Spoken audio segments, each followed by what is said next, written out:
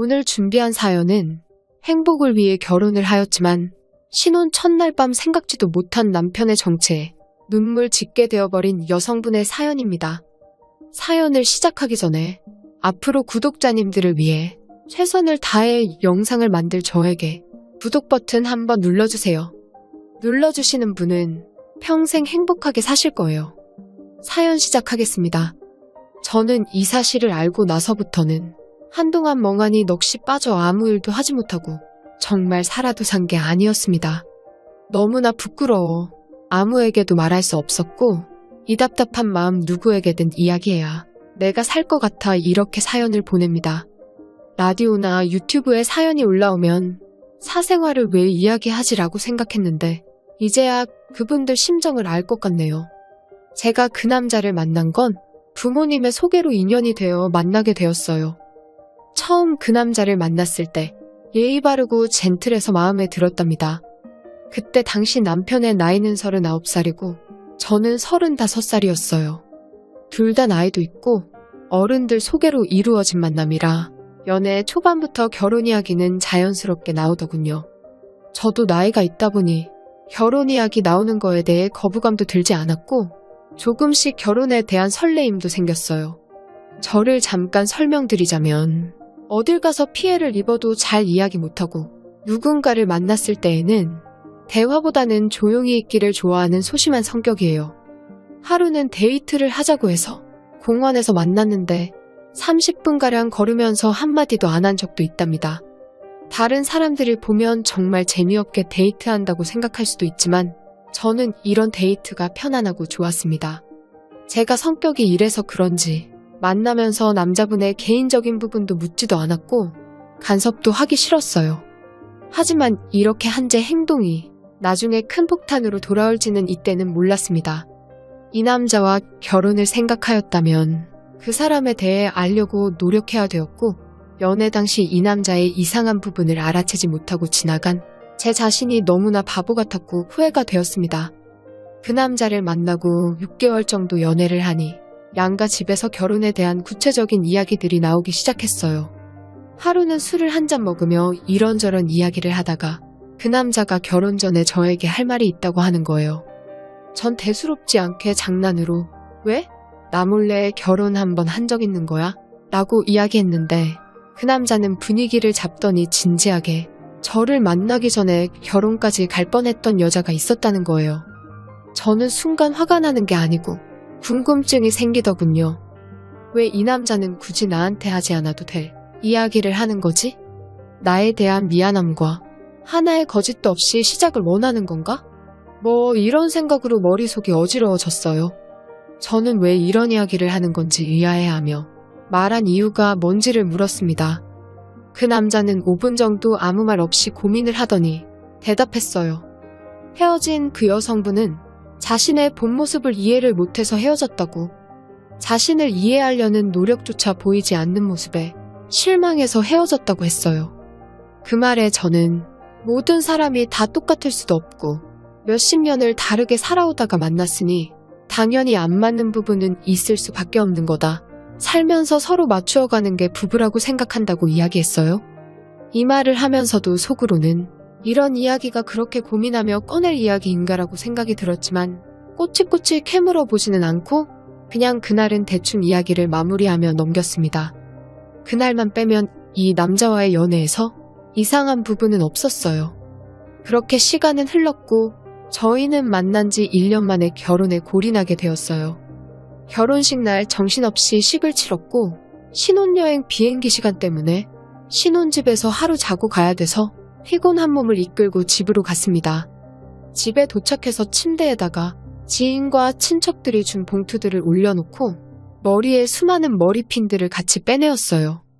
저는 씻는 시간이 오래 걸려 신랑 보고 먼저 씻으라 하고 침대에 잠시 누워있었는데 도무지 나올 생각을 안 하는 거예요.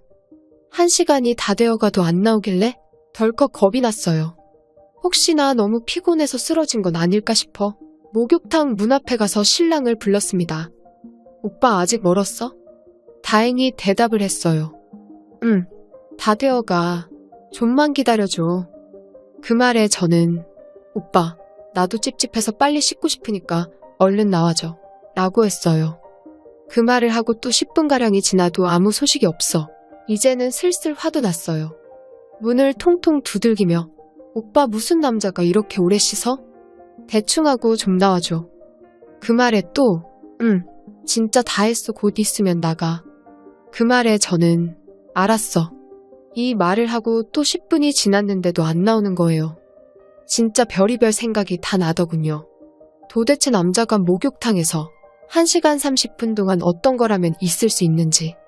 혹시 신혼 첫날 밤 이벤트를 준비하는 건 아닐까도 생각했지만 그렇다고 쳐도 너무나 긴 시간이었어요. 말을 걸면 대답은 바로 하는 걸 보면 다친 것도 아니고 그렇다고 문에 귀를 가까이 대봐도 물소리만 들릴 뿐 딱히 다른 소리도 나지 않는 거예요. 전 참다 못해 그냥 문을 벌컥 열었어요.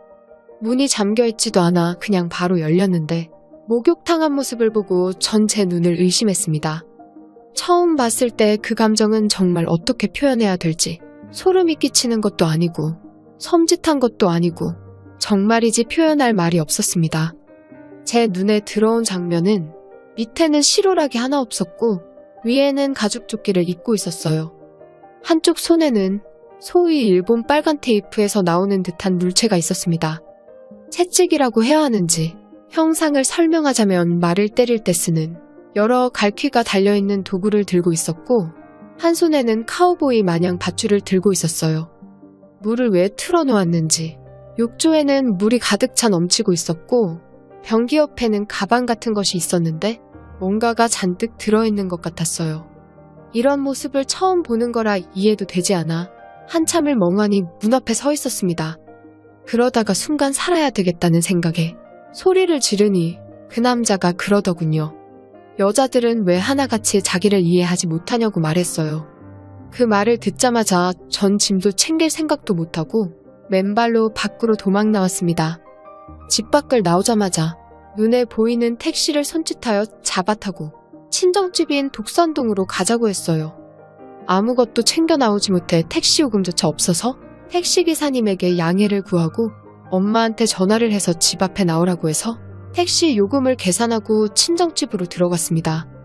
엄마 아빠는 오늘 결혼한 딸이 무슨 큰일이 생겼길래 맨발로 뛰쳐나와 집에 왔는지 답답해하셨고 전 하염없이 눈물만 흘리고 있었어요. 집에 도착해 1시간쯤 지나니 좀 진정이 되어 울음도 그치게 되었어요. 답답해하며 지켜보던 엄마 아빠는 그제야 저한테 자초지종을 물어보셨어요. 전 제가 겪은 일을 어떻게 이야기해야 될지 몰라 머리까지 어지러워왔지만 어렵사리 이야기를 꺼내놓았습니다. 저의 입에서 나오는 이야기를 들은 부모님들은 몇 번이나 사실이냐고 물었습니다. 제 말이 다 끝나자 엄마도 울음을 터뜨리셨고 아빠는 조용히 밖으로 나가서 담배를 태우시더군요. 한참을 밖에 계시다가 아빠가 들어오셨고 들어오자마자 저에게 그 녀석 지금 신혼집에 있는지 물으시며 저보고 차에 타라고 하셨어요. 아빠는 엄마 보고는 집에 있으라고 하시고 그 남자 있는 집으로 향했습니다. 도착해서 아빠랑 문을 열고 들어가니 어디 갔는지 그 남자는 보이지 않고 짐들만 덩그러니 있었어요. 아빠는 저보고 짐을 챙기라고 말씀하시고는 그 남자 부모한테 전화해서 상스러운 말까지 퍼부으며 사태를 알렸습니다. 한참을 통화하다가 전화를 끊은 아빠는 저한테 연애할 때 이런 부분을 본 적이 없냐고 물으셨어요. 나이가 있다 보니 결혼 전에 관계도 했지만 한 번도 이런 모습을 보여준 적이 없었기에 아빠한테 정말 몰랐다고 이야기했습니다.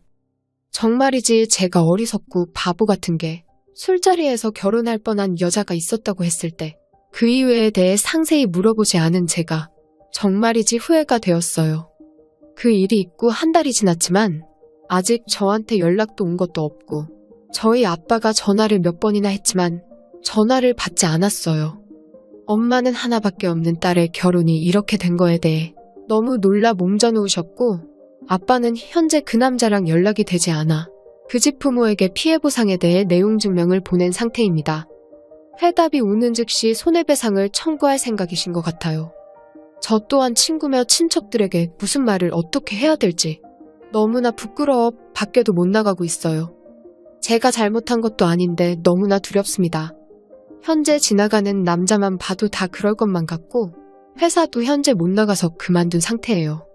누군가는 저보고 이 정도로 충격받을 일이냐고 물으실지 모르지만 저는 지금껏 살면서 이런 공포는 처음이었습니다. 앞으로 저는 어떻게 이 고통을 이겨내고 살아야 할까요?